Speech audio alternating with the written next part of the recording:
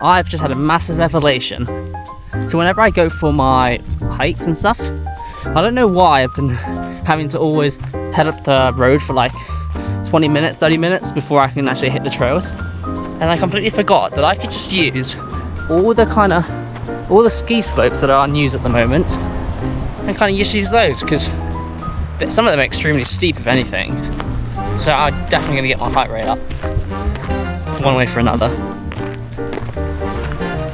Don't know why I didn't think of this before. Certainly, isn't it? I remember as well in Font-Romeu, sometimes we'd go would have a hike, but we'd have to walk up the really steep ski slope to get there. And that was pretty challenging in the lungs themselves. So, I should imagine this should be a quite good one. The road's getting pretty steep, but that's what I want, right? It's getting steeper and steeper by the second.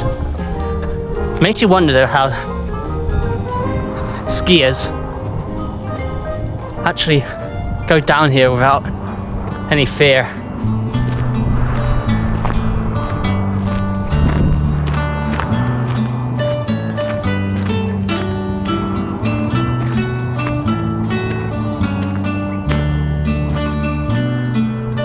Whilst I'm sitting here on the ski slope, got my little get with me. So this time I haven't actually forgotten anything to eat on the way up. Yeah, just a really nice lovely view before kind of head back down. Clouds were rolling over earlier before, but to be honest I think they're clearing up now. The sky and the sun is starting to come out now. So yeah, hopefully it'll be a nice one back down.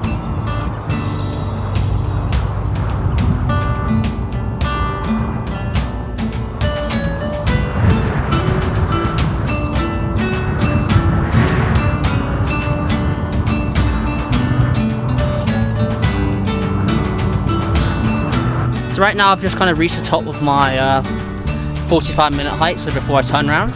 I didn't realise actually, near the top of the gondola lift, where they got the satellite dishes and stuff up there, you've also got a really nice waterfall. And to be honest, I think that could be the place where, you know that place where we were looking at the open pond when I was standing from Pic Villita.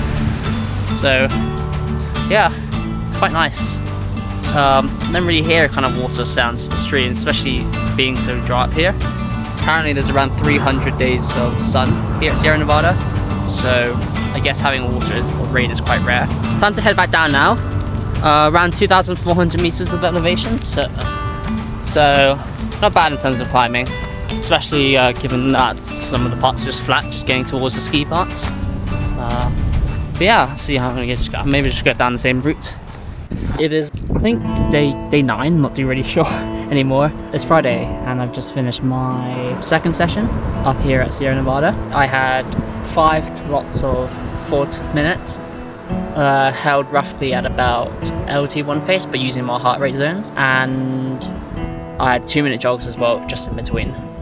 Yeah, there's loads of professional athletes as well, I think triathletes. They'll finish up the session while I was just starting mine, so that was quite good. Yeah, you even got like a velodrome cyclist around here at the moment as well.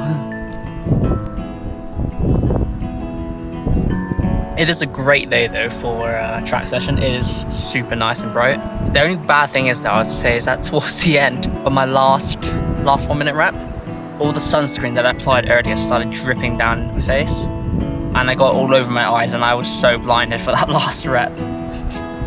So the spike in heart rate probably could be accounted for that. But then again as well, you know, I try to make sure I control things, especially since it's so early. There's some more important sessions down the line, so I've got to make sure I stay healthy and fit for that. I also found out on Tuesday that I cannot actually use the buffet, at least for the next week or two, just because they've got like a massive conference and like a competition being held here. So that's more reserved for those residents and athletes who are actually paying for the full service here.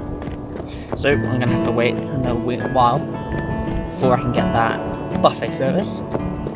But you know me, I shall exploit it when I do get the chance to do so. But yeah, go back and I'll probably cook some like sausage egg sandwiches. I've been kind of spending a lot of money on that just because those are like the most affordable options given like the supermarket choices up here. But yeah, nonetheless, I think it was a great session overall. 30-minute total volume, including the 2-minute jogs, and so like an hour session of running. So it's good. Come back later and do some gym. I've got a 70-minute run up and down the mountains.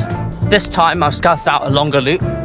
Should be hopefully around 70 minutes. Hopefully it'll be quite nice because I think there's more downhill than uphill for this one. I just have pressed to the top of the mountain, just past the track. So I'll see how long this road takes me. There's more downhill than uphill, especially in the latter half. So that should be quite nice on the legs. Oh, I'm going to try and control the heart rate now, so.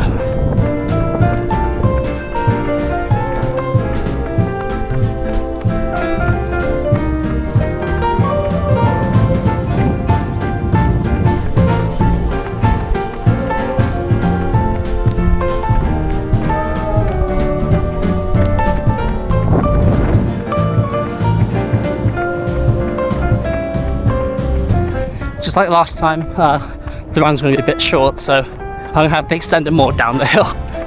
So more climbing then. You can see in the distance, that's Granada. So there's going to be a lot of climbing, I can tell you that now.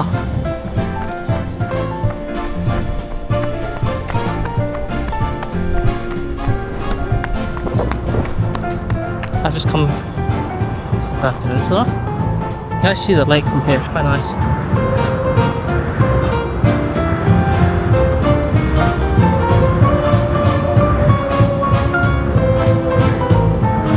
Almost just tripped on that curve over there.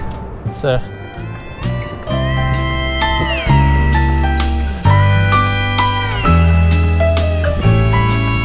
if there's any change in the gradient, heart rate spikes like crazy.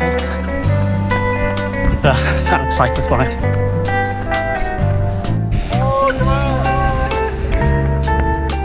So many cyclists there. The amount of sunscreen that's in my eyes now is ridiculous. Oh, she's going. The climb is so long. It's all the way up over there. So I just make sure I just control the heart rate. No higher than 170. I've managed to now run all the way back up to 2,250. So I think another 150 more meters upwards and then back down again. Almost there. 4 minutes till turnaround point. Let's go now. Finally. It's actually crazy how easy your heart rate just goes down as soon as you start running downhill. Like, I think I was averaging like 160 highs on me up. I'm doing like 140, 150 now. Right, so I've just finished the run now. 17 minutes done. 8.14 miles. Average heart rate is around like 158, so kind of spot on kind of where I wanted, like the mid 150s. Overshot it a bit on the way back, so I'm gonna have to walk it in. But it means I just enjoy it now, wouldn't I? I think it's quite good as well because, yeah, although I'm not going very quick, my heart rate's still high, so I'm still getting in lots of kind of good work for my body on obviously much lower pace. So the impact and stuff is gonna be a lot lower for my legs, so I think I'll recover better and get more out of it. I have no idea what is going down on in the town. I've been hearing it for the last few days, the little festival thing. But today's the day I'm going to go venture and see what actually is going on. I wonder if there's people playing live music or something. If not, I'll just try to soak in the atmosphere whilst I wait for my YouTube video to download. It is taking an unfathomable amount of time to download. 8.74 gigabytes and literally took an hour to get to halfway, so gonna use the time effectively.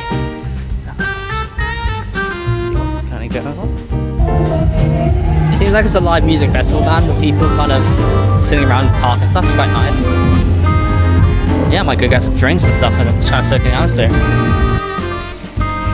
I went to the shops instead and got this humongous palmera. It's the size of my face, if you can see.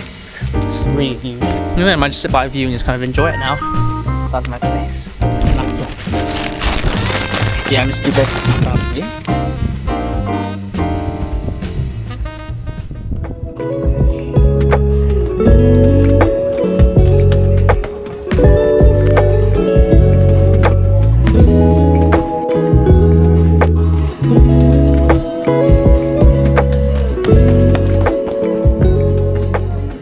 Today I've got a pretty nice and slow recovery run, slowest of the week.